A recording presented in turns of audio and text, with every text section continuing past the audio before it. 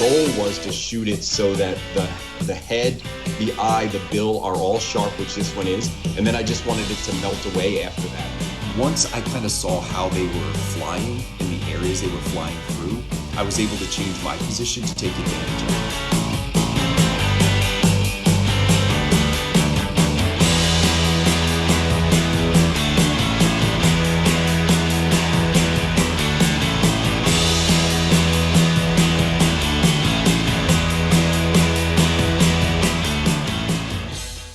Hey, and welcome to the show. I'm glad everybody was able to join me tonight.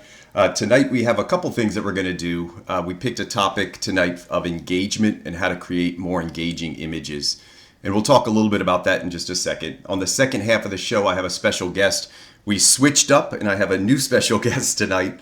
Missy Mandel was scheduled. She had some technical difficulties. She actually couldn't get connected. I think she's out in the wilderness. So Tyler Reber, who's a good friend of mine, last minute jumped on, and he'll be joining us in the second half of the show. And we've got some critique, and we'll tie that a little bit into engagement as well. So let's just jump right into the topic of engagement. So to start, I do what anybody does when they're looking at something, and I Google it. So I Googled the word engagement, and I tried to come up with the definition. So the two definitions I came across are both very similar. One is to hold the attention or to engross, and the second was to occupy or attract. And I think that's probably pretty typical of what we would all think about engagement. And then I tried to apply that to wildlife and photography. And a couple concepts that I came up with. I think the most, when I thought about this, what came to mind the most was eyes, and how eyes are always the most engaging part of your subject. Now, it doesn't mean it's the only thing that's engaging, but it was one of the topics I wanted to look at. I also thought about things like interaction, environment, even color, and how those things can engage an audience. So I'm going to show you some examples of different, and I'm going to start with the eyes, but of different images that I've taken over the last couple years and how I thought they provided engagement. And this first one's a black-throated green warbler. And I do a whole series of these warblers or songbirds where they're just head on. And I am really picky about this, so I only give myself 1 degree to be off. But I think this one falls in there. This was one from this fall. And I'm going to show you a series of these head-on images. This is a black and white warbler. That's a grasshopper sparrow.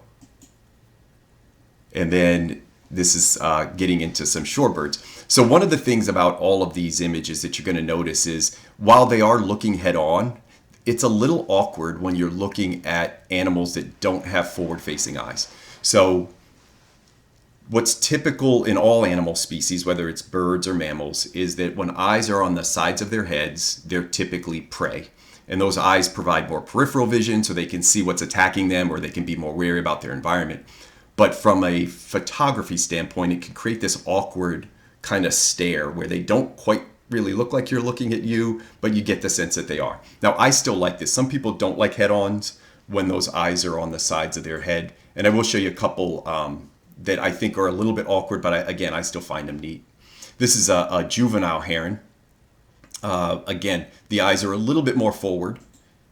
And then this is one with ducks. They just look silly, but I love it. So here's a ringneck duck. I just took this a couple weeks ago, and I thought it was really neat. You could see both eyes, but again, that forward facing, and again, the contact, what draws you in, just goes right to the eyes. Once we get out of the songbirds and the shorebirds and even the waterfowl, you start looking at raptors. Now, these are predators. So in predators, again, birds or mammals, the eyes are going to be facing more forward, and that gives them binocular vision. So they can actually judge depth, and they're not really concerned about what's behind them or on the sides. They want to see what's in front of them that they can attack. So this is a northern harrier. Here's a merlin. Again, a really nice, this is a stare. I mean, that's not even eye contact. That's just a straight up stare. This is a rough-legged hawk that I took out in Wisconsin a few years ago. And then the ultimate forward-facing eyes come from the owls. And here's a barred owl that I took this last summer. I'm not a huge owl guy, so I don't have tons of these. But I thought this was a good example of those eyes. And the barred owls are notorious for those big, dark eyes. And then more common in the winter, we get these snowy owl photographs. Everybody loves snowy owls. So we see a lot of images here in the Northeast and across the rest of the country for those of us that are lucky enough to get snowy owls. And again, the forward-facing eyes just creating a lot of eye contact. So I think when you get those head-on eyes, that's what we think of in terms of engagement the most, is the stare and the connection, the eye connection. I'm going to show you a couple other things though. Before I get to the other ones, I do occasionally photograph mammals. This was a coyote that just happened in front of me. I was beside my car, so he didn't really know I was there, and he started running at me. Then he noticed me as I laid down, and he stopped, and this is when he took me in. There was a brief moment where I caught the eyes, and again, you could see the engagement. It looks like he's connected with me in that moment, but it was very brief, and then he took off. So when choosing poses, obviously when you have the opportunity to get those eyes forward like this, it's really ideal. And then here's a fox. Same type of thought, that those eyes are now forward and locked in. Now, these next series, these are what I would call like side eye. So it's not head on, but there's a little more interaction than a profile. So here you could see things that kind of look like they're just checking you out. So these poses are a little bit more ideal in terms of engagement. Not as ideal as the head on to me, but with warblers now, because their eyes are on the side, here's a nice look. Here's another, about the same angle from the other direction. And then this just is a real, I call this one Coy, I think is the name of this one. It's just got that great look. It's almost sinister. There's definitely something going on. But anytime you can make the pose a little more interesting or apply a human element to it, I think it can create some engagement. And this is a loon. And now you can see with these pictures, it's starting to become not about the stare, but about the eye itself. So it's not necessarily about eye contact, but it's actually that the eye starts to become the subject of the picture. And I think this is the first one where the eye really starts to become the subject of the picture. And now we're getting even more in depth. So now we're really close. And this is just about the eye. In fact, I've cropped off a lot of the body. Some of this is out of focus. It's just about that eye being in focus. Same thing with this red-eyed vireo. A really striking characteristic eye that I wanted to show off. And that profile does a good job of it. So now these are profiles. So not at all what we would think about in terms of eye contact. But because the eye is the subject, I think these profiles end up working. And then again, this is that kind of that side eye, a little bit of a profile here, but again, a really striking eye on this red-necked grebe. And then another horned grebe. Horned grebes, if you've ever had the pleasure of seeing them, now I don't get them in breeding plumage up here in Pennsylvania often. Once in a while we do. But locally I tend to get these non-breeding males or females. But the eye color is the same on all of them, and they're absolutely stunning. In fact, the iris is almost like two irises. There's one, and then there's a thin black line, almost where the pupil should be. Then there's another line of red in this case, and then the pupil in the middle. So really striking. And then here's a close-up again where the engagement just becomes about the eye becoming the subject. This is a loon that I took last summer. Now this next series isn't necessarily about being head on, but I had this concept that when things are approaching you as the photographer, that they become more engaging. It's almost like you're starting to pull the subject towards you. So I put together a series of images here. This is this is an egret, that's a snowy egret, that again starts to look like he's coming towards you and that you're drawing them in. This is a black-bellied plover in breeding plumage. This was taken on the shore in New Jersey last year. Actually, I think this was 2017. I got the date on this one. But again, you're starting to pull the subject in. Also from 2017, a red knot. Again, starting to look like he's coming at me. And then I love this piping plover. I got this several years ago. He's actually got a tiny egg. You won't be able to see it, I don't think, on your monitor, but there's a tiny little horseshoe crab egg, is what I'm guessing, in his mouth. And just walking right out, almost like he's offering it to me. And then one of my favorite pictures, I've shown this a few times. I call this Under a Watchful Eye, but with the mom in the background. But again, the subject's now coming right at the photographer, And for the viewer, it's almost like it's being drawn in. Here's another one, the offering. So the turn, this is a lease turn, appears to be offering the viewer almost as if it was courting. This is courtship behavior for these birds. So they'll offer fish to a potential mate. And in this case, it's almost as if he's offering it to the viewer. So I really like that one. And again, coming at you. So this skimmer feels like he's going to fly right off the in this case, the monitor, but fly right into the viewer. Really like that one. Snow goose coming at the viewer. Sharp-shinned hawk. And again, all these images give you the impression that they're gonna fly right into you or at you. When I talked and thought about environment, I thought, like, how does the environment, like this subject, there's nothing special about this pine warbler, but it is an engaging subject in that the perch becomes very interactive with the species. So a pine warbler with pine cones makes a lot of sense. That's one that I really liked. Here's a prairie warbler in really good habitat. So here again, the subject, the pose is fine, but when you see all of that habitat around it, it really draws you in. And then the elements can draw you in. I tried to pick a few different things, but this is a Dick Sissel in the rain, an indigo bunting in the rain, a northern harrier in the snow, a red-tailed hawk in the snow, another female harrier in the snow, a short-eared owl in snow. And you could see that the elements now, it becomes a little bit more about the elements than it does about the subject. So I really feel like it gives you a sense of being there. I look at these images, I start to feel that winter scene. And then the fog here, just really enjoyed that. Also thought about color. Now this wasn't a subject when I thought about engagement, color wasn't something that came to mind. But I thought sometimes a picture is about color. Sometimes an image is about color. So here you could see these oranges right at sunrise. Another sunrise picture that's got these dark storm clouds, but these really light pinks on the horizon. Some purples. This was a sunrise also. And then a snow goose that I just photographed a couple weeks ago on this was actually after the sun had set. I went with a slow shutter, and as I panned them across this one set of clouds, there was blues and pinks and purples, and just flock after flock, bird after bird, I would just pan across. I think I took 400 or 500 images of this snow goose, of these snow geese as they crossed this one specific cloud. And of that 400 or 500, I only edited, I think, 3. I got a single goose here, and then I have a set of 2 gooses, and then I have a flock of 6, all on the same cloud. But that slow shutter speed is really difficult. I'm really proud when I'm able to get this to work.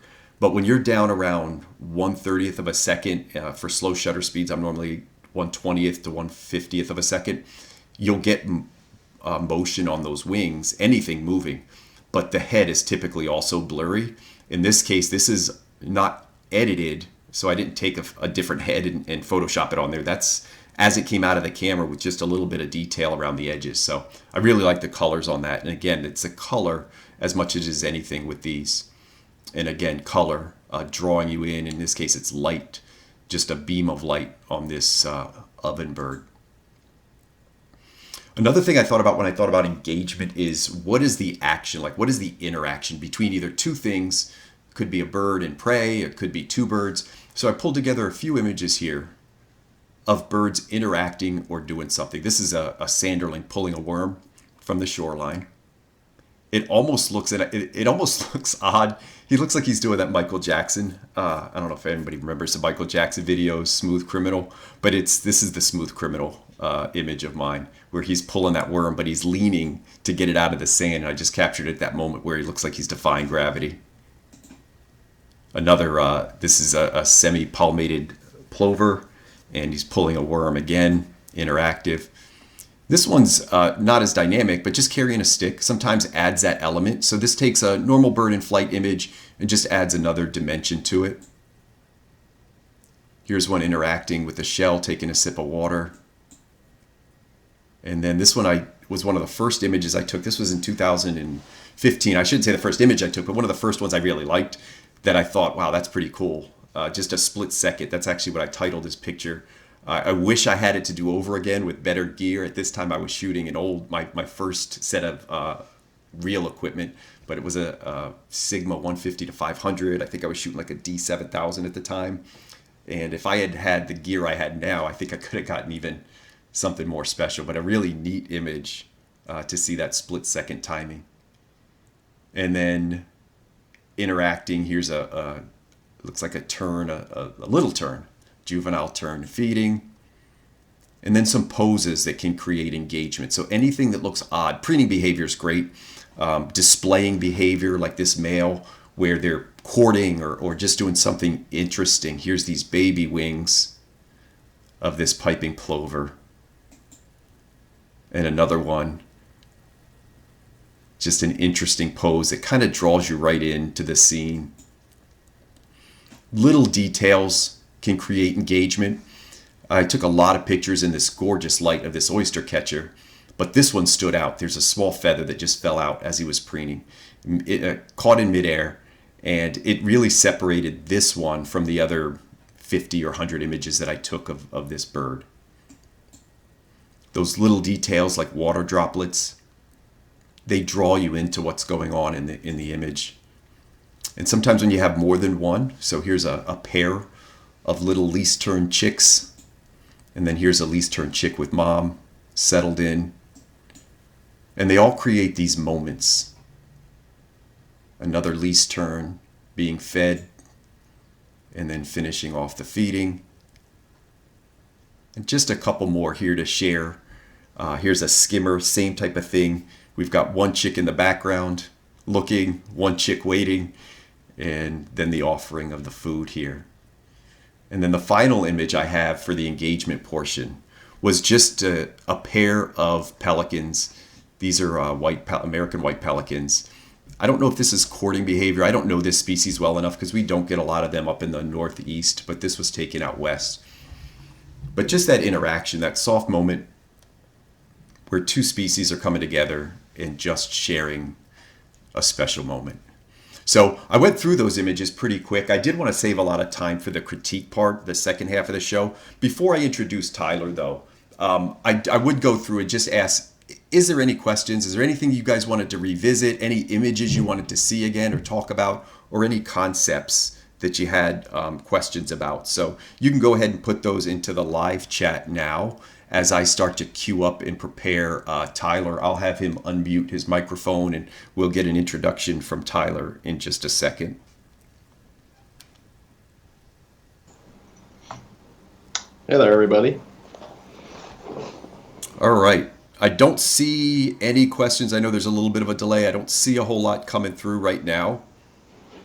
So what we'll do, Tyler, I'm going to bring up your website and allow you to talk a little bit about yourself. Tell us where you're from, how long you've been doing photography, what types of photography you enjoy, and et cetera, et cetera. Sure. So how's everybody doing? My name's Tyler Reber. I got into wildlife photography probably about 6 or 7 years ago now. It started out as just kind of a simple hobby, like I expect most of us start out that way. I live down in Northern Virginia, so around here I started out kind of going to Occoquan Bay National Wildlife Refuge, Huntley Meadows, places like that. And initially I really wasn't very into shooting birds or focusing on bird photography at all. I was mostly doing mammals and big things like fox. That was really the thing I wanted to find the most. And I found tons of them when I first started, and it was amazing. It was probably one of the things that really captured my attention and kept me interested in doing wildlife photography. Unfortunately, I don't see them nearly as frequently anymore. But in recent years, I've gotten much more into doing bird photography as well. And so I've kind of met Scott and a couple of the other guys through doing that. So that's been my adventure with it. All right. And Tyler, just as you were talking, I've got your website up. It's Tyler Reber, Reber .photography.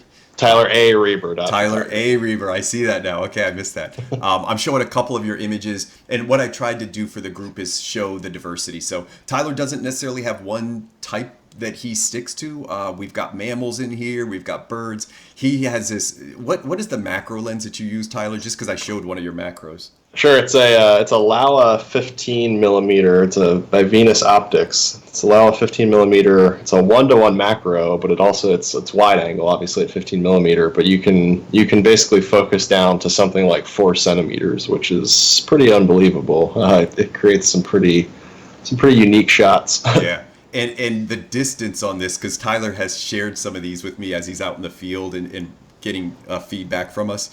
How close are you? I'm showing a frog now that's on a branch. How close are you to this frog? That is still small in frame, by the way. Right. Yeah, I was probably an inch or so, maybe not even. Yeah, and it's amazing that you're an inch away, and Yep. it still doesn't fill the frame. Like it's just it's really really neat look. So I'm just kind of scrolling through, doing some highlights. There's a Kentucky warbler in here I like. There's a barred owl that I really like. It looks like actually an owlet. That's really nice in here. It's just some great work, Tyler. This hooded warbler. I would put this in my portfolio as a bird photographer any day of the week. That's gorgeous. Thank you. A couple questions came in. One that came up that I'll mention briefly is what percentage of your shots are handheld versus monopod, ground pod, and tripod? It really depends on what I'm doing. So if I had to say the majority, it would be monopod. And we've talked about this on the show before. Just the flexibility you have to move is really important to me. There are certainly people that live and die by tripods, and it's hard to argue with things like stability and being able to set it up and walk away. A monopod doesn't offer you the ability to walk away.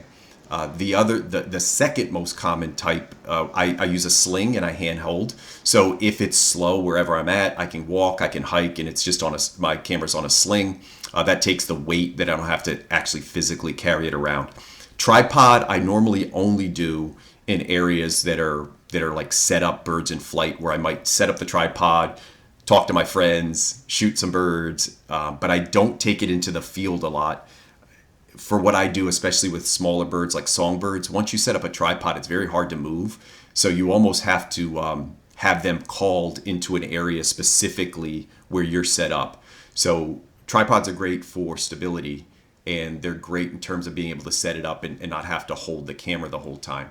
But they don't offer you a lot of mobility. So I've actually talked to a couple of my friends, and some of them have switched from a tripod to a monopod, and I would bet that most of them would not go back to full-time tripod use, except again in those situations where you're kind of set up in one area and it's birds in flight, or you're on a specific target like an owl that's not going to move. If you're shooting low light, if I was doing something like an owl in low light, I would absolutely need a tripod, and that would be a requirement.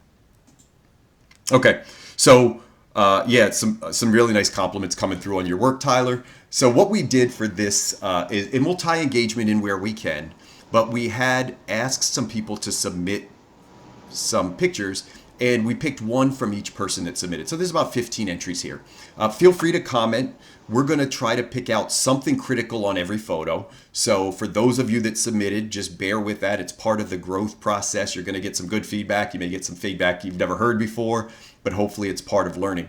First person that submitted was Angela, and if I butcher your name, I apologize. I'll say Angela Calabrese. She submitted 5 images. I'll run through the 5 she submitted, and then the one we picked for critique. This was a really interesting picture. Really beautiful use of light. It's an action photo, so there's a huge water splash. It looks like a pied-billed grebe is what I would guess. Now, typically, and I thought this was a great example about composition, typically we would compose wildlife subjects on the left side of the frame if they're looking right, so that we would leave room on the right. But when you think about the subject of this, the subject to me isn't really the grebe anymore. It's actually the water splash. This would be a neat picture without the grebe in there. So as a wildlife image, I think composing it to the right of the frame works. The light coming from the left side highlights the back of the bird, so it's almost in the right area. It's almost in the right area that it's on the right side, because again, the light's from the left, and the beautiful splash. Now, there's a couple things I won't say I hate. I went back and forth on these foreground elements. There's a lot of color in them, which is appealing and attractive, but it also pulls your eye away from the splash. So you've got two competing elements. Now, there's two ways to deal with this. If this was submitted to a wildlife photo contest, you could recrop this differently.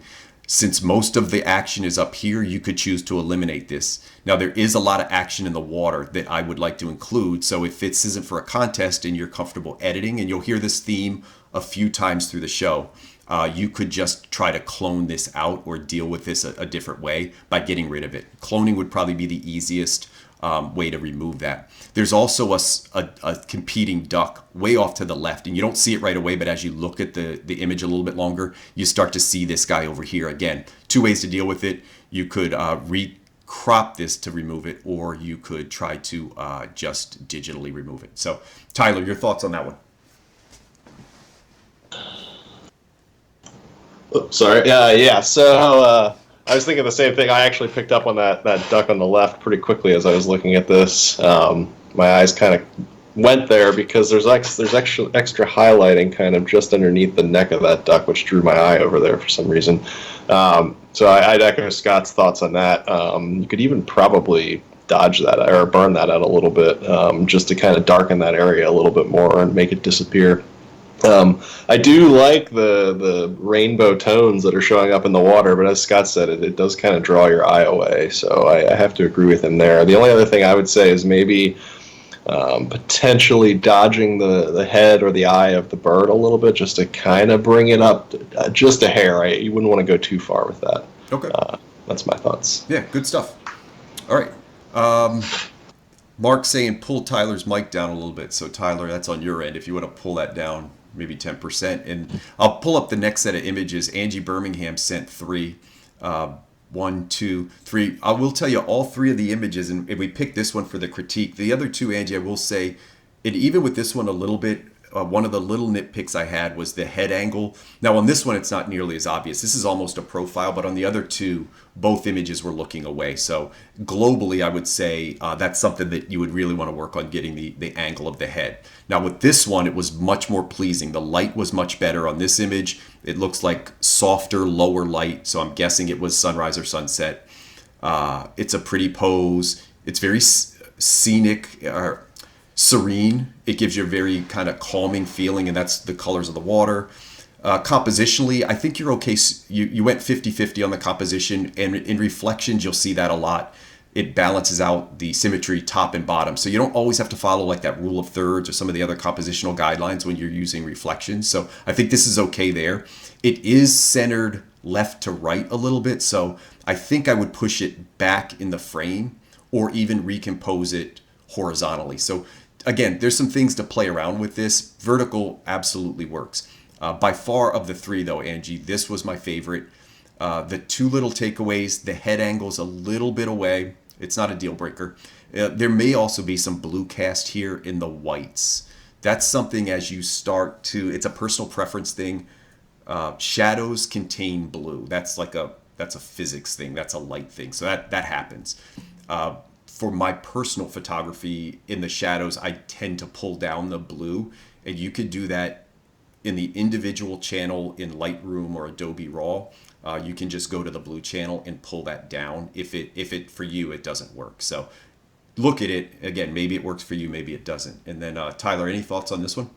Yeah, I'll follow up actually on what you were saying there too about Lightroom. You can actually adjust just the shadow and highlight tones independently, so you can set specific color tones for each of those if you don't want to adjust a specific color channel in and of itself. So whereas if you pull down the blue channel, you might adjust blue across the entire image. You can just adjust the blue shade. You can just adjust shadows to be more warm or less warm. So that's something else you can look at. You can do that in Lightroom or I think in Adobe Raw as well, or Photoshop. My thoughts on this, again, similar kind of what Scott was saying. I'd actually love to see this image in landscape. I tend to kind of lean that way with my photos, and I think it frames a lot of things better. So I'd like to see that, and I'd also like to see it as a more of a lower angle across the water. The one nice thing with having it at a higher angle is you do get that reflection a little bit more. But otherwise, it's a great image, really nice detail. I love that you caught the caught the catch light in the eye. It pops out really nicely. Color looks really great. Yep. All right, good stuff. The next person that submitted was Carter Kremer. So we have a few here. Looks like a burrowing owl, great horned owl. I think this is a raven. And this is a red-tailed hawk. It looks like, yeah, let's go red tail.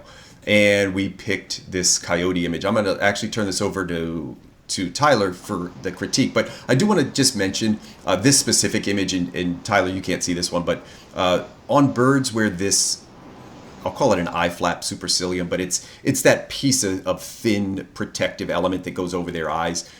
I don't like it at all. So I would avoid this at all costs. If there's a reason to use it artistically or there's a reason you want to, but most bird photographers I know steer away from that. It creates an opaque sheen over the eye and you lose the catch light. And again, the eye is the soul. That's what we just talked about with engagement. So I did want to highlight that. That's something I would personally avoid, but again, it may be something that you were looking for. So Tyler, on to the coyote. What do you think about that one?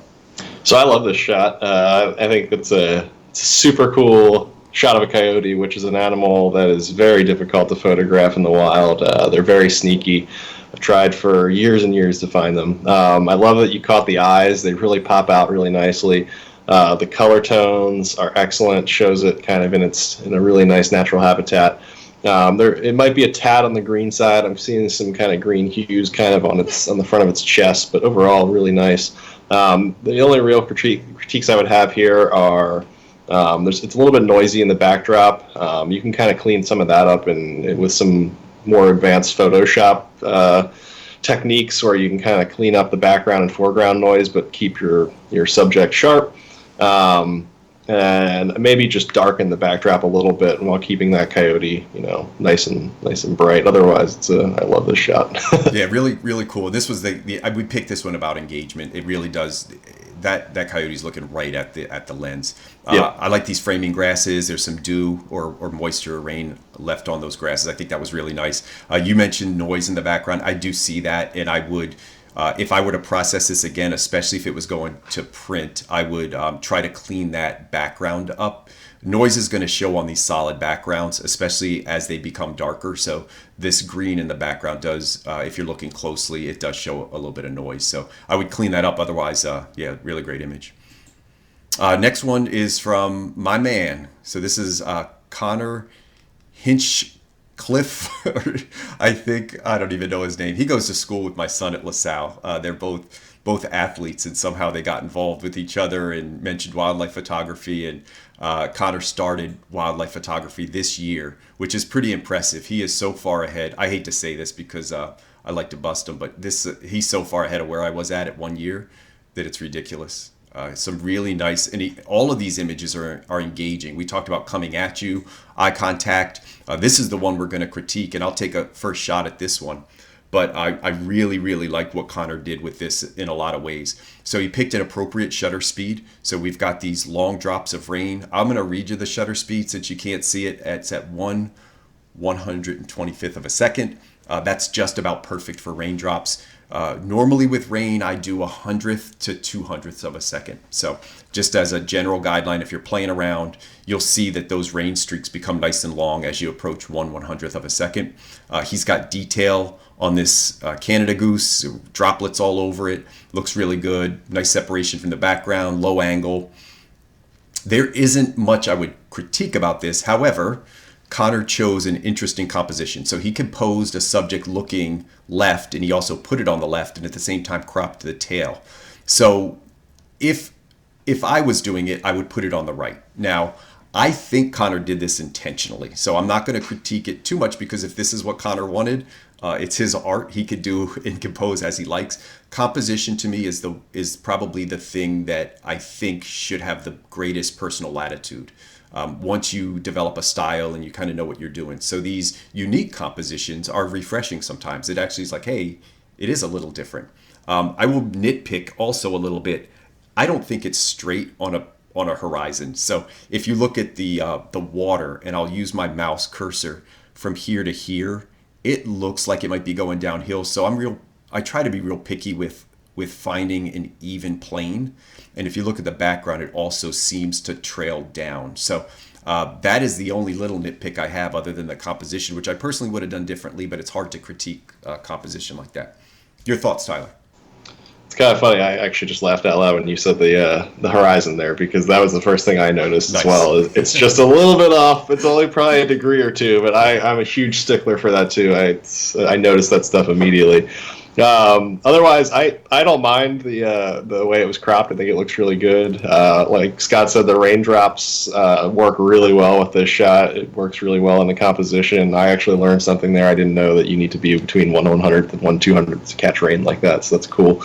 Yeah, it's a really cool shot. I really like got some nice bokeh balls going on kind of in the foreground down right along the water, which is really nice looking as well. The only other critique that I would probably have is it looks like the camera focused a little bit front. The area of sharpness is mostly on the breast of the goose instead of on the eye, and it's really tough to do that. Especially when you're shooting low across the water, it's tough to catch the eye perfectly. I would say, for shots like this, you just want to make sure you're probably using like the tightest AF point that you can and putting it kind of right on that white and black contrast area, right on the eye to catch it. Other than that, yeah, it's a great shot. Yeah, good stuff. A good input, Tyler. I will mention Tyler is really, really, really smart. So if he has any technical suggestions, he's like way smarter than I am. So if you guys have technical questions for Tyler, feel free to shoot it out there. Somebody did mention that 1/100th would make the bird blur. Not necessarily the case. So here's a bird that's not moving at all. If there was motion, it absolutely would. The slowest I will shoot is normally around 1/200th of a second. But if in an environment with a static subject that's not moving at all, you can absolutely shoot at 1/100th of a second if you've got a stable base. I would also say if I was doing it, I would shoot bursts. And the advantage of a burst, even though it's a static subject, so you're like, well, why would you shoot 15 frames of a subject that's not moving? At a lower shutter speed, you just increase the likelihood that you won't have any shake in your hand at that time. This is one where, again, at a slower shutter speed, maybe a tripod would be a huge benefit. But I'm guessing that Connor was stable on the ground and he had a nice base to work from, and that there wasn't a lot of camera shake to begin with. As a general rule, people say the inverse of your focal length, so 500 millimeter, 1/500th of a second should be kind of the baseline, but that's just a guideline. There's absolutely no reason you can't shoot lower than that if you've got a good base and the subject is not moving. And again, burst will just increase your odds. I'll give this one to you, Tyler. It looks like a bee eater. Yeah, that's a unique species that I don't see too frequently. Obviously, since they don't live around here. Very cool shot. I don't have a whole lot to say about this. It's a really excellent shot. Really nice sharpness. Really nice composition. Love that it's actually catching a bee and eating it right here. Really nice catch light in the eye. Everything about this is really nice. Probably the only real critique that I would have is the sticks that are kind of poking out on the right side of the frame. I would have probably removed those in post in Photoshop. That's a very simple clone out that you can do there.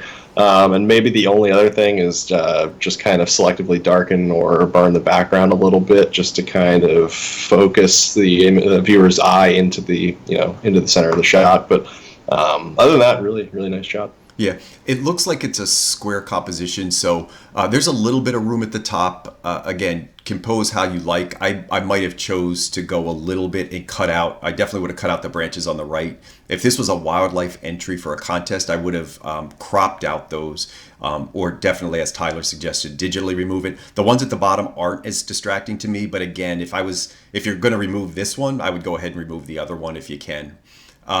I think the shadows might be a little hard under here. I would probably raise the shadows up as well. I don't know if that hit you, Tyler, at all, but very little to critique with this. The insect is really sharp. And here's a good example. I'm going to scroll to the shutter speed here. It was 1/2000th of a second.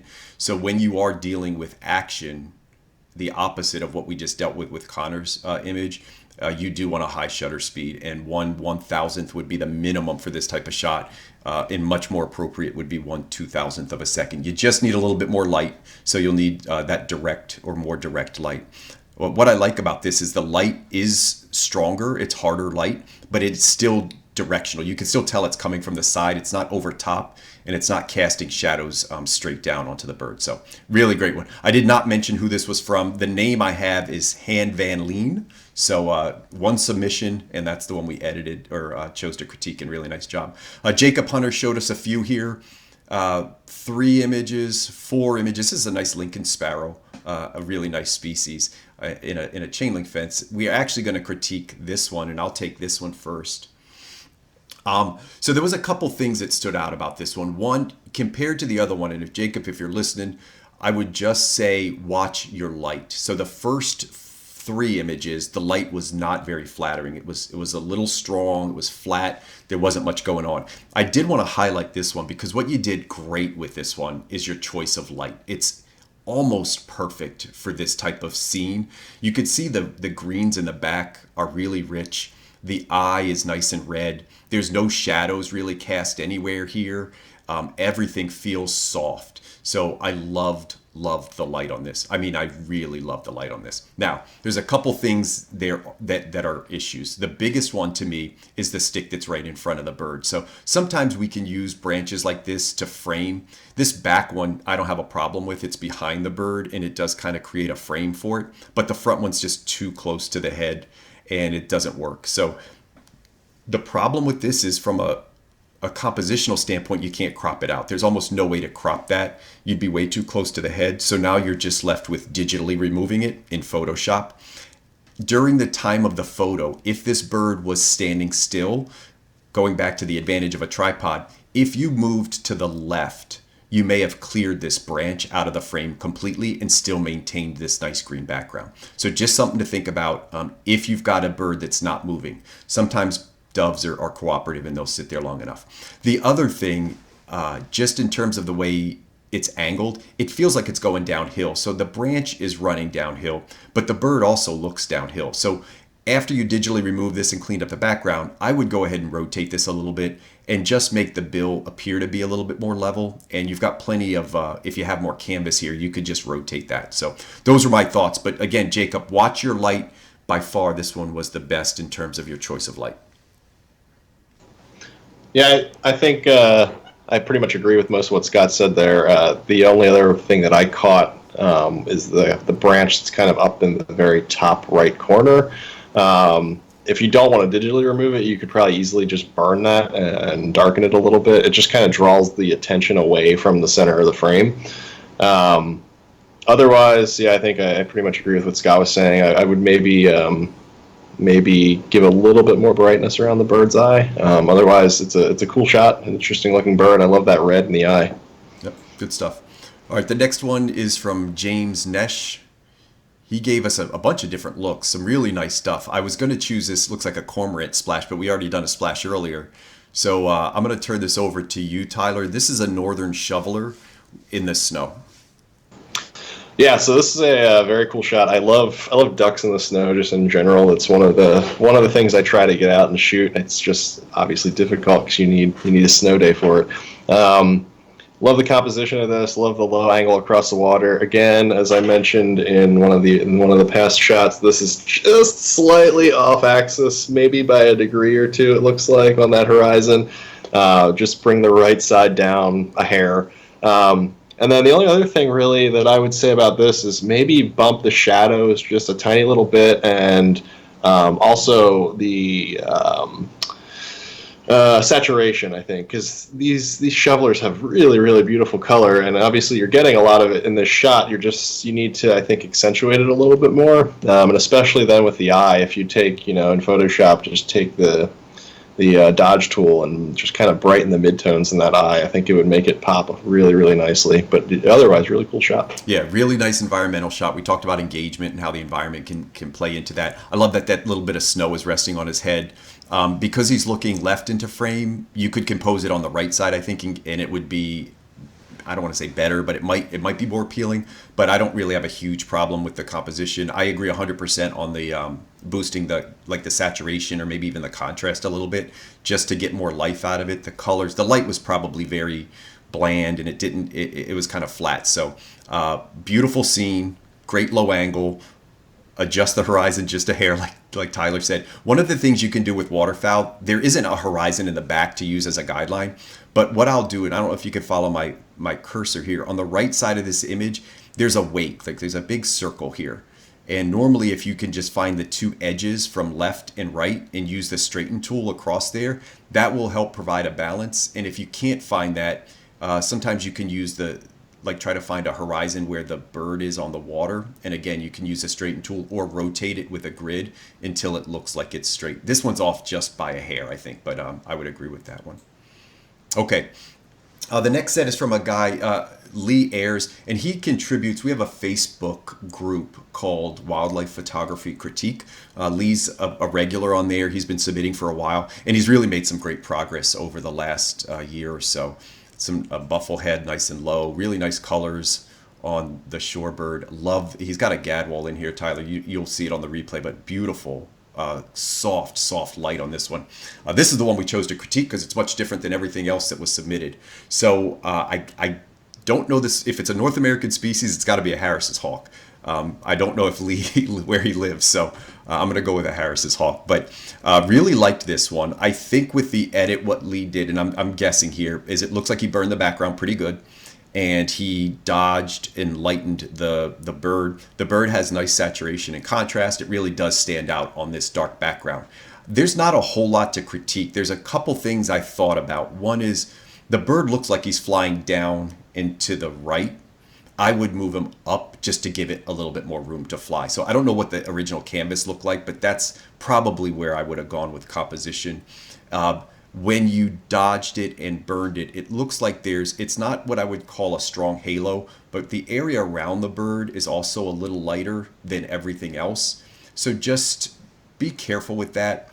And then the background, it looks kind of flat, almost like the color was removed from the background and then saturation was just added to the bird. So I don't know that I don't like it, but it's just something I thought maybe it would look a little bit better if the background wasn't flat, and again, that might just be me. So my two little nitpicks, I really love how it pops off, but my two little nitpicks is maybe moving it up in frame a little bit, and then watch the dodging and burning and try to get it a little bit tighter. Anything on that one, Ty?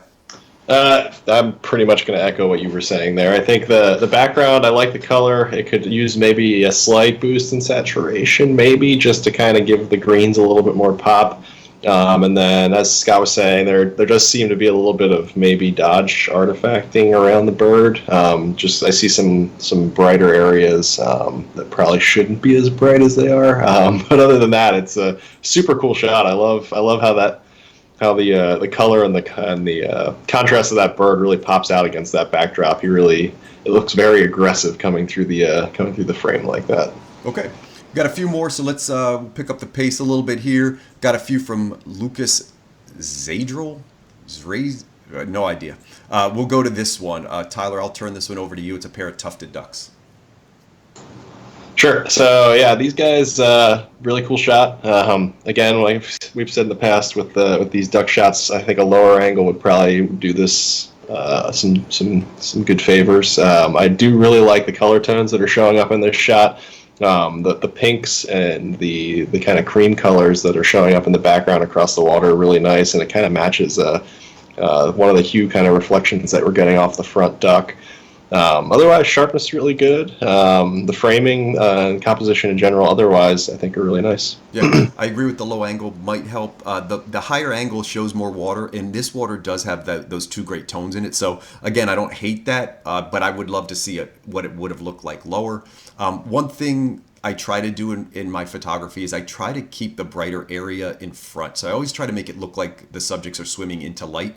The brightest part of this image is the top right corner.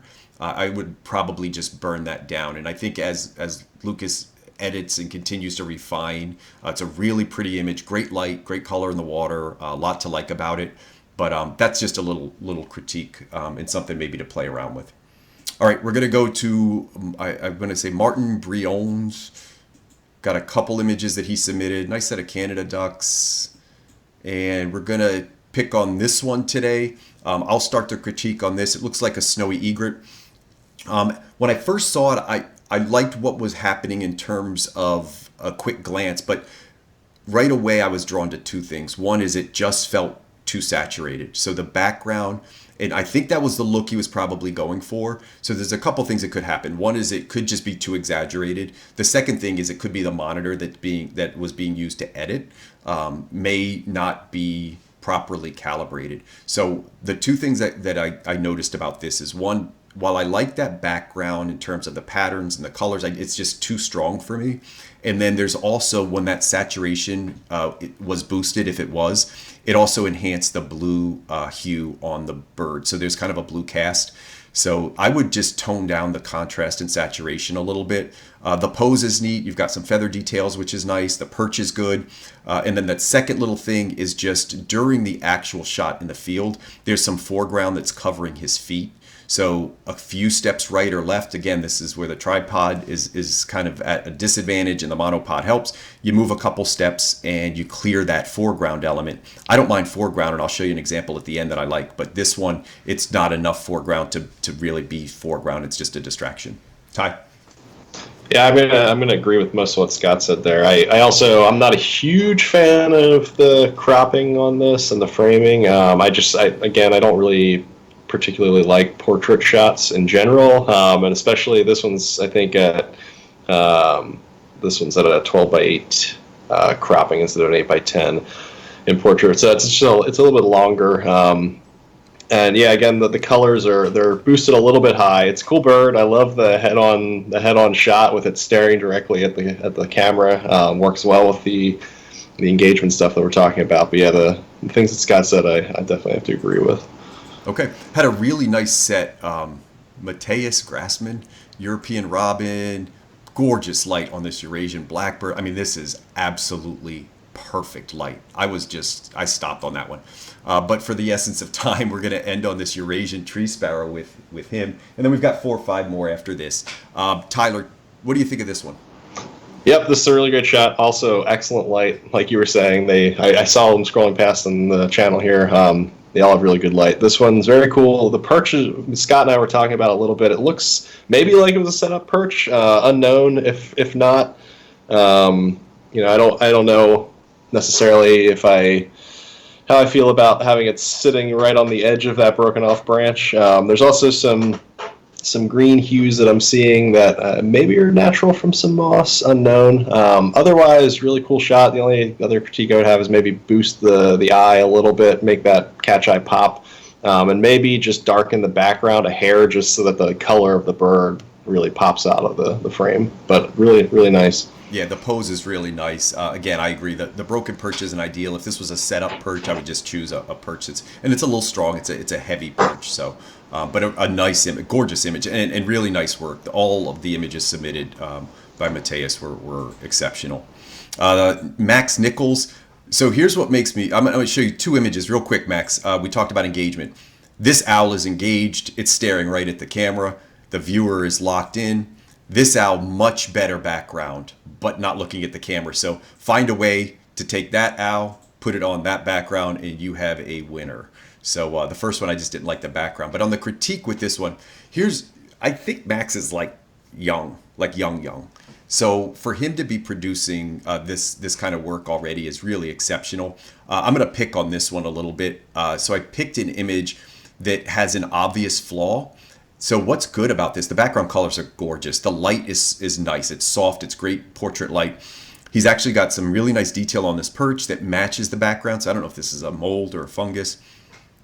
But then there's a deal breaker. So all this good stuff going on, and there's a foreground branch going right through the middle of the bird and carries off to the frame. There's almost no way to deal with that. So if it was behind the bird, you can digitally remove it, clone it out. When it's in front of the bird, it would take, I don't even know if Tyler would be good enough to remove that and make it look natural. So just a lot of work to do that.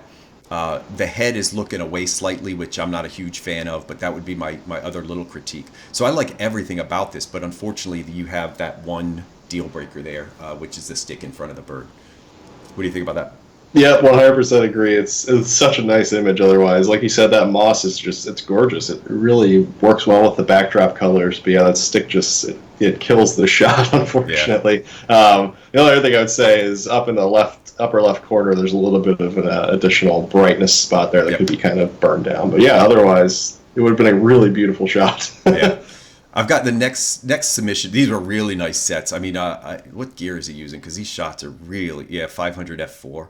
So gorgeous detail on these birds that he presented. This is Nicholas Thurston, Carolina Wren. It looks like it's just really perfect light, just gorgeous soft light. Pick this one to edit, and there's a reason we chose this one.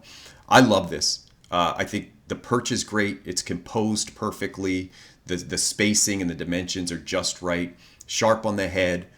Reason we chose this is depth of field, and I like this. So for me, and it's so subjective. If you entered this in a contest and I looked at this image, I would say, man, that's got to be a winner. Let's move that on to the next round. When we did a walkthrough, and originally I had another person that was going to do the critique, and Missy and I talked about this for quite a while, and she does a lot of camera club photography and judging.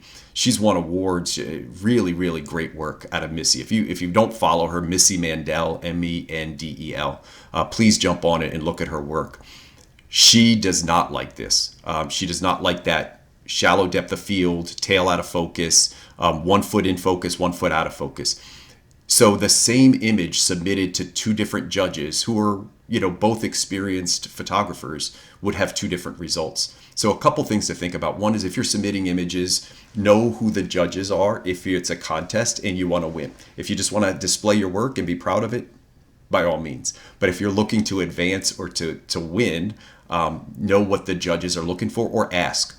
So if I knew Missy was a judge, I wouldn't submit this picture, even though I like it. If I knew I was a judge, I would put this picture in because I actually like shallow depth of field. I use it a lot and I like it. So those were my thoughts on it. I actually like this quite a bit. I love the pose as well. Yep, the pose on this shot's great. The eye contact's great. The only real critique I have, I don't particularly mind the out of focus tail. I think what I was saying to Scott was the out of focus branch bothered me a little bit more, just because it looks like it should be on the same focal plane, but it's not, and you lose some of that cool moss detail that otherwise would have been there. The only real solution to that is adjust your body a little bit more to the right, probably, to get that angle correct, but that's tough to do in the field. Otherwise, really nice shot. Super. This next one, so this is another kid that I got angry. This kid's like 15 years old. Like, how are you this good? So this is Nicholas Stetler, and when he submitted it, he's under the Instagram handle, I want to say it's like MPS. If he's listening, maybe put your Instagram handle down there. I followed him for a while. I figured the guy was like a 60-year-old experienced photographer, and then I went to his profile, and if I'm mistaken, excuse me, but Nicholas, but I think he's a kid. So this is the one we're going to critique. We talked about engagement and how the eye becomes the soul of a picture, and this image to me is about the eye. I love this. There's so much detail in the water around the head, in the bill. There's not a whole lot I don't like about this. There are two things, however, that I would, and again, some of this is personal preference. The eye since the eye is the subject, I would move it down and try to put it on a compositional rule. Generally, the rules, whether it's a rule of third or some other rule that you're using, is going to probably move it a little bit lower. So a little bit lower and maybe a little bit closer. So I would recompose. The second thing is, this is such a nice image that once you had the composition perfect, this is something that you could easily print and display. And I could see this displayed, decent size, 11 by 14, 16 by 20, or 12 by 18, however you composed it. So with that said, there's a happy face here. There's like I thought it was a hair at first, but there's something in the bill that just looks like a happy face with two eyes and a nose. When you print something big, that's what you see something, you can't unsee it. So once the viewers see the happy face, they can't get rid of it. Here's the thing, it's such a great picture, make it perfect. Go in and just digitally remove that little white distraction there and look and pick your images apart if you're printing them, and look for all the small imperfections, whether it's a dust spot or a imperfection in the bill in this case, or an eye color that's not right, or anything. It could be a piece of fur. I'll show you an example later that's kind of like on the outside of an animal and it's not really attractive. Just go ahead and digitally remove those if you're printing them. And I think it will make a big difference. So Tyler, what do you think about this one? Yeah, this is a gorgeous shot. This is just obvious. It's stunning. I didn't notice the happy face until Scott pointed it out to me when we were going through these. So, there's, who knows? You don't know if somebody would notice it or not. Obviously, Scott did. Yeah, but I agree. I'd probably remove it in post if I was going to print this. Really, the eye though is just unbelievable. It's such a cool looking eye on such an awesome looking bird. But yeah, the only other critique I have is just, like Scott said, pull it down in the frame a little bit. You want that eye to kind of be the center point of the image. And right now, while you are drawn to it, it's still high in the frame. You're kind of pulling the viewer's eye up and away out of the rest of the shot. You want to keep that kind of more in the center if possible, or low, left center, I guess is what I'm saying. Yeah, and one thing I will say is in terms of the depth of field, so this was obviously very close. The closer you are to your subjects, you're going to want to start stopping down. So if you were shooting at a distance, f4 is fine. As you get closer, 5.6, f8. In this case, it was at 5.6. I would have chose to go down probably to f8 or even lower, just to close it down a little bit and get more depth of field. That'll ensure that everything in these tight portraits is in focus. So sometimes, and you'll hear me contradict myself, sometimes I like shallow depth of field, but in a case like this with a duck that's this tight, I would prefer to stop it down and get everything in focus that I could. So just something to think about. I'm going to interject there really quick and just say, I actually, on this shot, I disagree with you on that, just because I really like the way that the water droplets are out of focus and kind of popping across its chest. It looks a little different. It's cool. Okay. So two opinions there. That's great. It's odd because when I did this run through with Missy, we disagreed on like 3 or 4 different images in different ways too. So yeah, It's really interesting. I think she actually wanted the foreground sharper and more in focus. Tyler wants it out of focus. I'm somewhere in between. I don't mind the foreground, but I'd want to make sure that all of the head was in focus. So again, 3 different people, 3 different opinions. Next one is Patricia Tiller. She's also a member of the Facebook critique group. She's very active in that. Patricia, we picked this red-shouldered hawk. As we wind up the show here, I think we just have 2 more images after this. A couple things about this. I like how it's framed in this tree. The pose and engagement is good. Again, looking at the viewer, or in this case, a photographer. Not loving the background. There's not a whole lot you can do with this background, so I think you just kind of live with it, or you try to burn it a little bit more. Here's what the challenge is. The light is coming on the backside, and that's not always a deal breaker, but because you're not getting light on the eye, I think there's a couple things you could definitely dodge, and you could get away with dodging this area or bringing up shadows somehow, and then also bringing up the eye a little bit to do the same. So when the sun's on the backside, those eyes are going to get real dead, and since the eye is a big part of this image, I would try to enhance that eye. So Tyler, what do you think?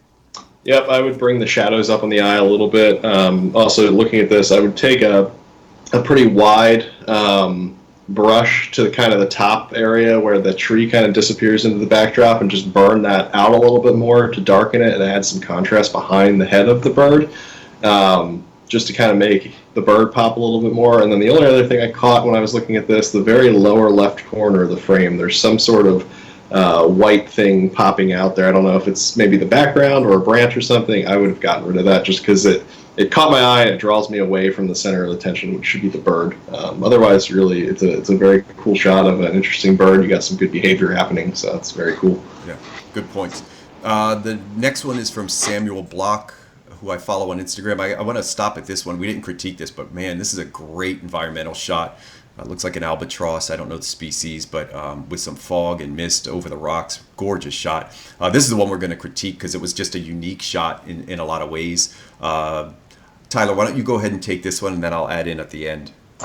Sure. I don't have a whole lot to say about this shot. It's very unique. It's something that I've not seen. I don't see many shots of seals to begin with, and especially not shot like this. It's very, very pretty light. Caught it really at a nice time of day.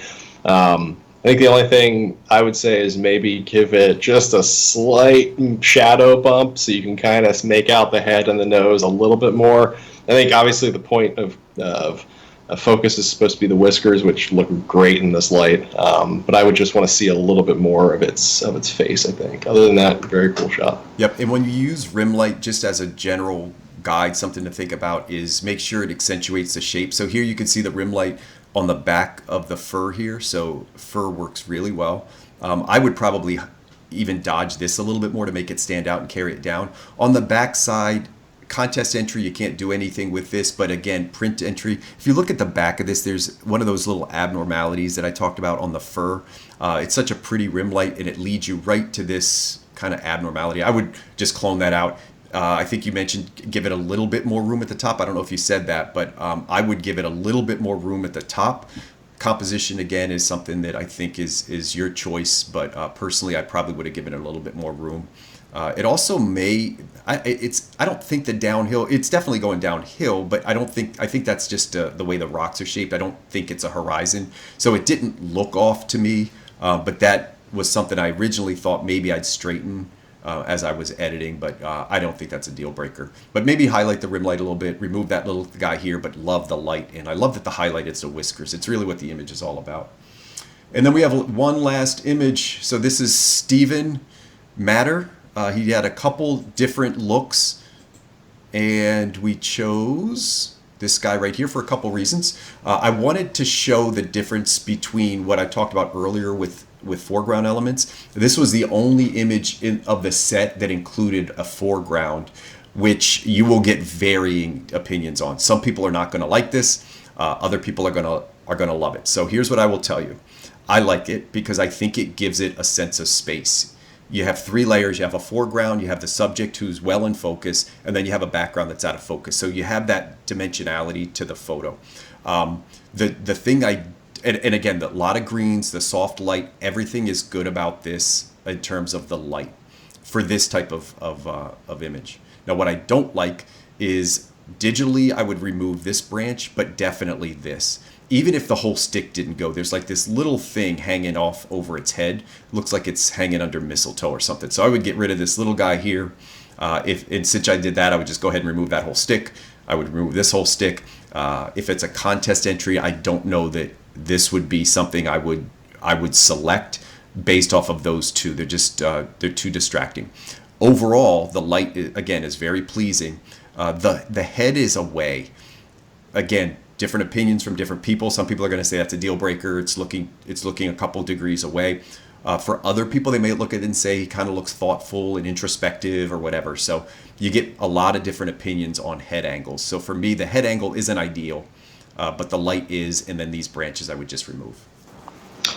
Yep, I have to agree with the branches. They're definitely a bit distracting. I don't mind the head angle as much. I think more so what I notice is that you can just kind of see the pupil in the bird's eye. I think I would have tried to maybe dodge that a little bit or bring the shadows out just a hair, just to kind of make that a little more apparent, since you have that nice eye contact going on and that nice catch light in the eye. Then the only other thing I have is across kind of the top left side of this image, you have a lot of bright green, or it's not really even green, it's bordering more on a cream color, going towards white. I would just probably burn that a little bit more, just kind of darken it, keep focus down at the bird instead of having the eye drift up to the top of the frame. Yeah, good stuff. Okay, so that is the critique section. We went through a lot of images today. I think in the future we're gonna do this concept more and more with guests coming in to critique, and then again guests just coming in to offer content. So a few things about this show. We tried to show what engagement means in a couple of different things. The big focus was just the more you can create engagement through the eyes, I think the better the result is going to be, the more captivating it's going to be. The subject's moving at you.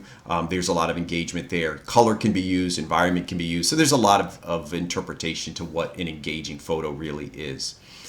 Through the critique part, we hope you had a couple of suggestions in there that you picked up on. Again, it's a concept that we'll continue to do in the future. I think the next episode we're going to do about 4 weeks from now, probably we'll have a theme around migration. If there's any topics that you are interested in, I'm always available. So you can take a note. My email address is at skeysimages. You can always drop notes in the content, in the comments here as well.